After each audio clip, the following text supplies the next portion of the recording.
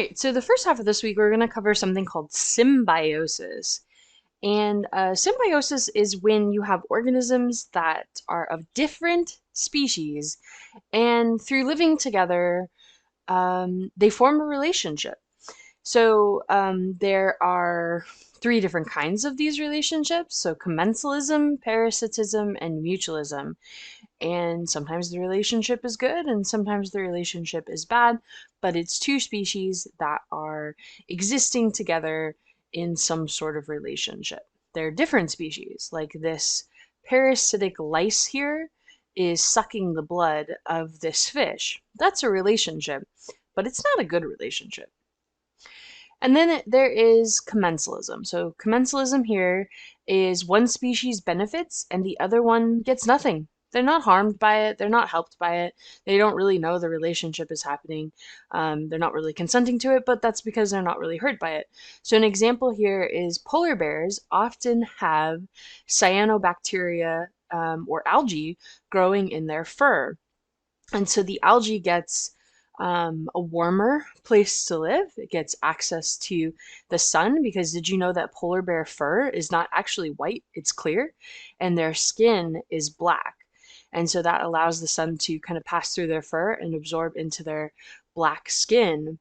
And the algae then that are on their skin can do photosynthesis with that and survive in a really cold Arctic climate. So that helps the algae because they get a place to live that's a little bit warmer and they get access to the sun, but the polar bear isn't really affected at all by the existence of that cyanobacteria on their skin. Another example of commensalism is orchids. Orchids are plants that usually grow on trees. So they're called epiphytes. And so they are a plant, such as it could be an orchid or also bromeliad, and that grows on another plant. So sometimes in the rainforest, the biggest threat to your survival, if you're a plant, is you don't have access to the sun. There's so many other plants around that they block your ability to get any sunlight. So one of the ways that you can get around that problem is you can grow up off the ground. And if you do that, then you are closer to the sun. So growing on a tree branch gets you, up near the opening of the canopy, which will get you more sunlight. And then you're not digging your roots into the tree, so you don't take anything from the tree. So if you're not taking any nutrients from the tree, then the tree overall isn't really affected by your existence. So this is a commensalism relationship. And then there's parasitism. So in parasitism, there is one species that is getting the benefit, and that species is the parasite. And then the other species is getting some sort of harm from that, and that is the host. So it's a parasite-host relationship. And examples of parasites that you're familiar with are these ticks here. So ticks, attach to an animal and they suck that animal's blood. And that's a negative for the animal because it is exposing them to possibly diseases and also stealing their blood. And that is a negative. And some organisms get so full of ticks that they get anemic and they die. So parasites steal from their host and their host is harmed from that. This is a lamprey, this little fish here. And a lamprey is like a leech, but it's a fish. So it's a jawless fish and it attaches itself to other fish and then it sucks their blood. And obviously this hurts the other fish just like a tick would. Right in the tub.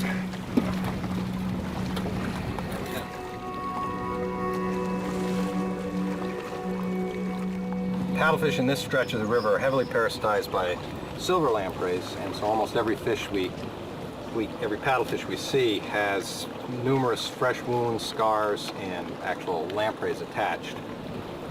I think our record is 11 or 12 on one fish.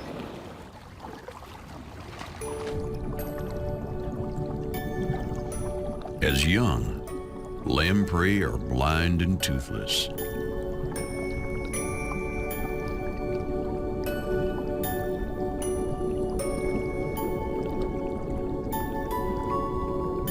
They bury themselves into the sand. And there, at the river bottom, they lay in wait for up to 7 years.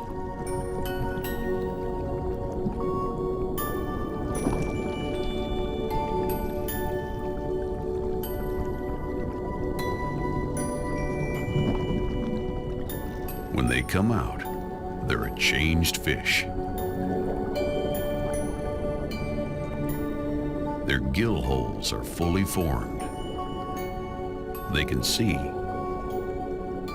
and they've grown a mean set of teeth, rings of them. They even have teeth on their tongues, so they can rasp into the flesh of their prey and suck blood.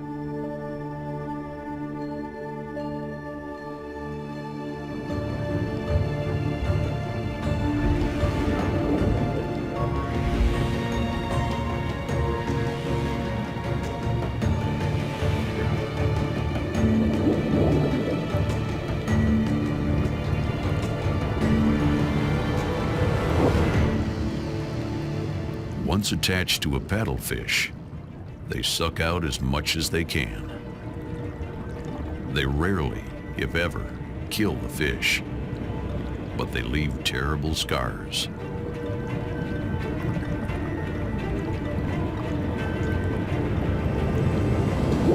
These beady-eyed bloodsuckers attach to bodies, snouts, even up into gills.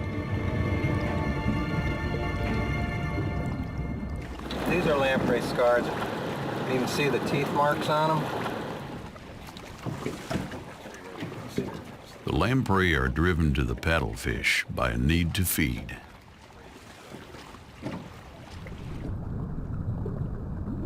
No beauty contest winners here.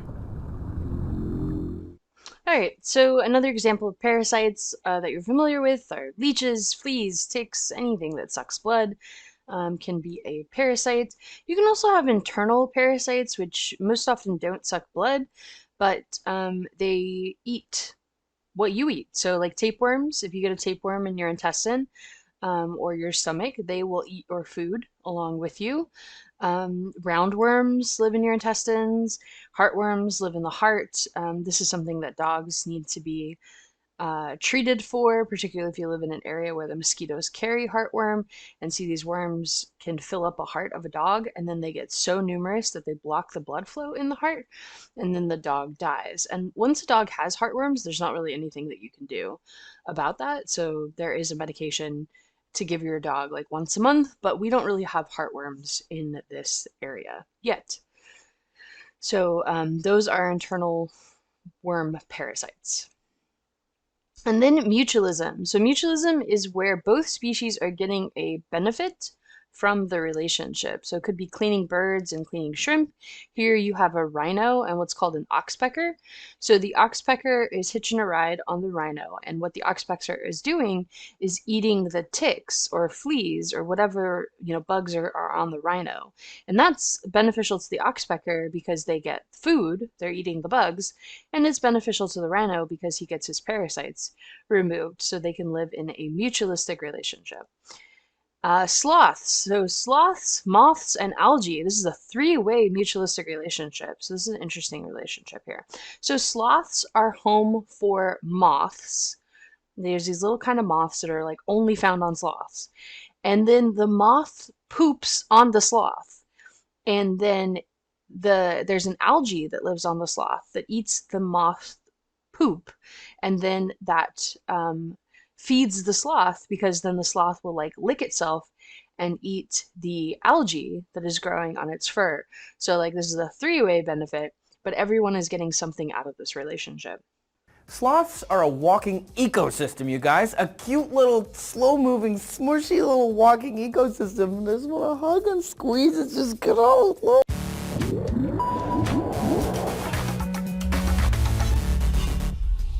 Hey sloth lovers, Trace here for D-News. Sloths are very popular. People frickin' love them. There are websites devoted to them. You can rent them to come to your parties, and Kristen Bell famously freaked out when her now husband took one to their house. Do you want to come be a part of setting up his little habitat? He's coming for the party. The thing is, most people don't know a lot about sloths. First, there are two kinds of sloth, two- and three-toed, but there are actually 6 species of sloth. There used to be giant sloths. They were the size of mammoths with claws the size of a man's forearm.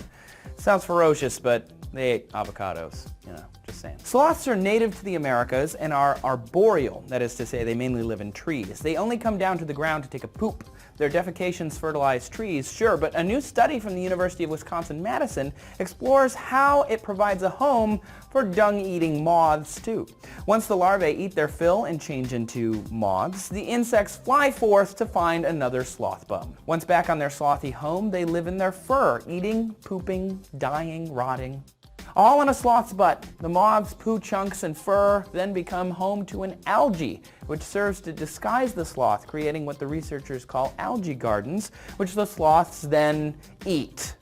Yeah, let that sink in for a minute. It's the circle of life! This strange biome, which scientists are just discovering, might explain why sloths in captivity are less robust than those in the wild. The algae mix has a lot of nutrients and fatty acids the captive sloths don't really get from leaves. Sloths in captivity mainly eat twigs, leaves, and fruits, which are difficult to digest and contain low amounts of energy, which is why they move slowly and rarely come out of the trees. Their bodies evolved a slow metabolism and low body temperature to make the most of their energy intake. Like a cow, they digest all this food with a forced stomach system to extract the most from their vegan diet. The combination of the arboreal lifestyle, slow movement, and sleepy disposition protects them from most ground-based predators. It's thought that this gross algae stuff that lives on them isn't just nutritious, but also protects the sloth from air-based predators too. How clever. Knowing all this, would you still want to snuggle with the sloth? I don't think I would.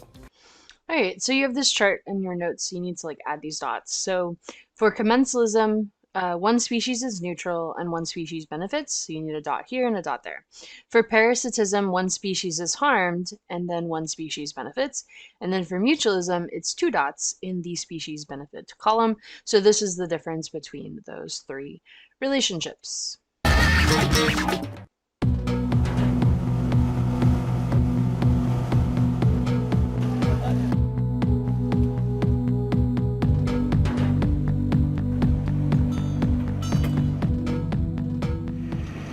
So we're in the ocean of Southeast Asia and getting ready to search for a fish that lives in a place so dangerous that most other fish won't even come near it.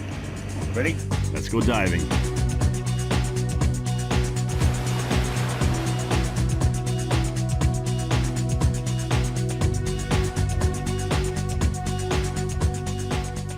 And after a bit of searching, I finally found it. The clownfish, or anemone fish as it's also called. The beautiful tentacles of the anemone are actually deadly to most fish. The tentacles have stinging organs called nematocysts, which fire tiny darts into fish that brush by. This stinging ability protects anemones from predators and helps them capture prey for food. But how can clownfish hide in such a dangerous place?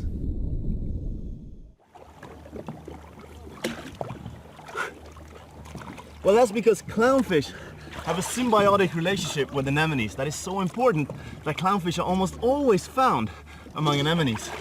Symbiotic relationships are interactions between two species that can benefit either one or both species. Symbiotic relationships are divided up into three major categories. Parasitism benefits one species while the other is harmed. Like ticks, for example. There are many examples here in the ocean. Take parasitic fish lice, for example, that cling to a host fish and feed on its body fluids. Amazingly, fish will sometimes find a cleaner fish or a cleaner shrimp to help remove the parasites from their scales, mouth and gills. When this happens, a mutualistic relationship is formed between the fish and the cleaner organism. Mutualism is a symbiotic relationship in which both species benefit from the relationship. This bird here eats the tick, which benefits the cow. In our fish example, the host fish is clean off its parasites and the cleaner fish gets a free meal. Both species benefit, but not the sea lice anymore. Hey, I already brushed my teeth today. The third symbiotic relationship is commensalism. Commensalism benefits one organism, but the other one is neither harmed nor helped. You might have had a bug hitchhiking on you at some point without knowing it. An example here in the ocean is when remoras hitch a ride on sharks, big rays or turtles. The remora attaches itself with a disc on its head and then hitch a ride and feed off the food scraps that the host animal leave behind. So the sharks are not affected by the remoras being there, but the remoras get a free ride and a free meal. Sounds good to me. So back to our clownfish. Clownfish are protected from predators by living among anemones, and in exchange the clownfish chase away fish and other animals that could harm the anemone. What kind of symbiotic relationship is this? That's right, mutualistic. Okay, but we still have one important question to answer. How can the clownfish be immune to the anemone's sting? Well, a clownfish must first get used to its host anemone by developing a protective mucus coating, kind of like when we use sunscreen. And there are two possible explanations for how this happens. The first explanation is that the clownfish secretes its own mucus, which lacks the substance that makes the anemone fire its stinging nematocysts.